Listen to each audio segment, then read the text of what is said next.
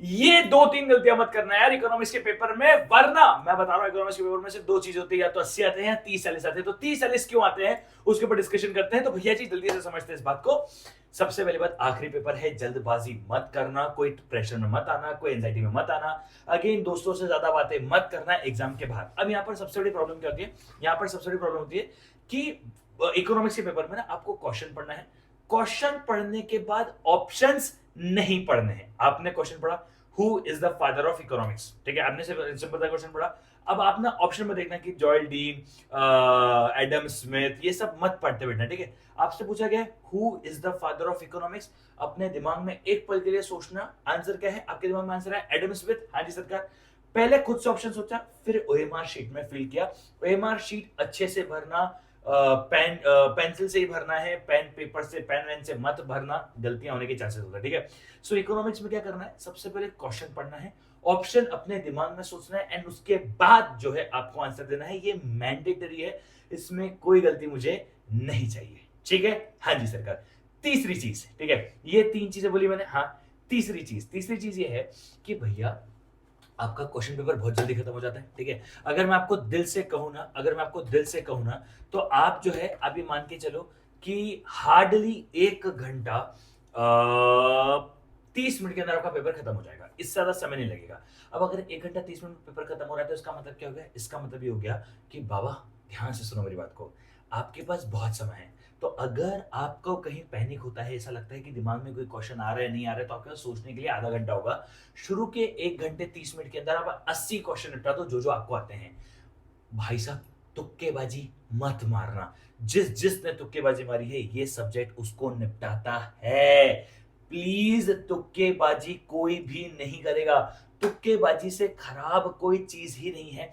मुझे नहीं पता लोगों को समझ क्यों नहीं आती है, लेकिन तुक्केबाजी से खराब कोई चीज नहीं है, ठीक है। आराम से 2 घंटे में 100 के 100 क्वेश्चन निपट सकते हैं, ये बात तो कोई डाउट ही नहीं, ठीक है। अब मैं एक बात कह रहा हूँ, लास्ट 2 दिन से ना कुछ आर्टिकल्स के क्वेश्चंस आ रहे हैं कि कौन से आर्टिकल में लिखा हुआ है। बहुत छोटे छोटे से फुल फॉर्म आ जाते हैं जो दिमाग में नहीं होते हैं, बहुत छोटे से ईयर्स आ जाते हैं जो दिमाग में नहीं होते हैं। उसको लेकर पैनिक नहीं करना है। ऐसे 2 4 5 क्वेश्चन छूट गए तो कोई बात नहीं, मुझे पता है तुम 100 में से 100 लाओगे तो मैं आईफोन गिफ्ट करता हूं। मैं अभी भी बोल रहा हूं, जो 100 में से 100 लाएगा उसको मैं आईफोन गिफ्ट करता हूं, मैं मना नहीं कर रहा हूं। लेकिन आईफोन के चक्कर में ऐसा ना हो कि तुम निपट जाओ, ठीक है। सो अगर 2 3 क्वेश्चंस कहीं छूटते हैं, कोई आर्टिकल बेस्ड क्वेश्चन छूटता है, अगर कोई चीज कहीं छूट रही है, कोई प्रॉब्लम नहीं है, चिंता वाली कोई बात नहीं है। एक और इंपॉर्टेंट बात, न्यूमेरिकल्स को ना डबल क्रॉस चेक कर लेना है यार। मतलब देखो मैथ्स में न्यूमेरिकल देने की आदत होती है, यहाँ पर आपको क्या करना है, न्यूमेरिकल पहले आखिरी में अप्लाई कर लेना अगर आपको डाउट लगता है तो, ठीक है। रफ पेज यहाँ पे भी आधा आपको आखिरी में मिलता है।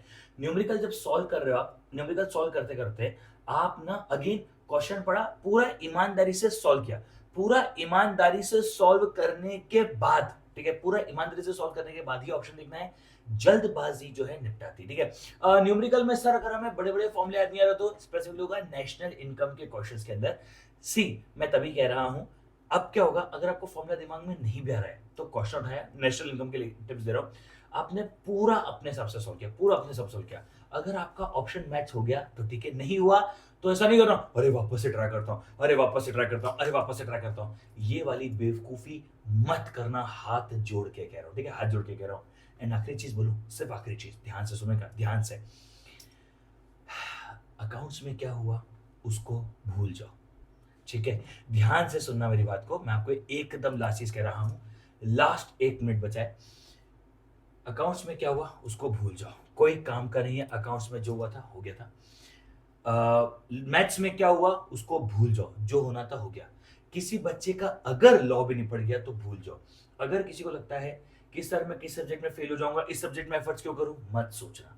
ये सब्जेक्ट, मैं आपको एक बात छोटा सा कैलकुलेशन दूं, 40 भी 120 होते हैं, और अगर इकोनॉमिक्स में 80 आ गए तो बाबा आप 200 ले आओगे।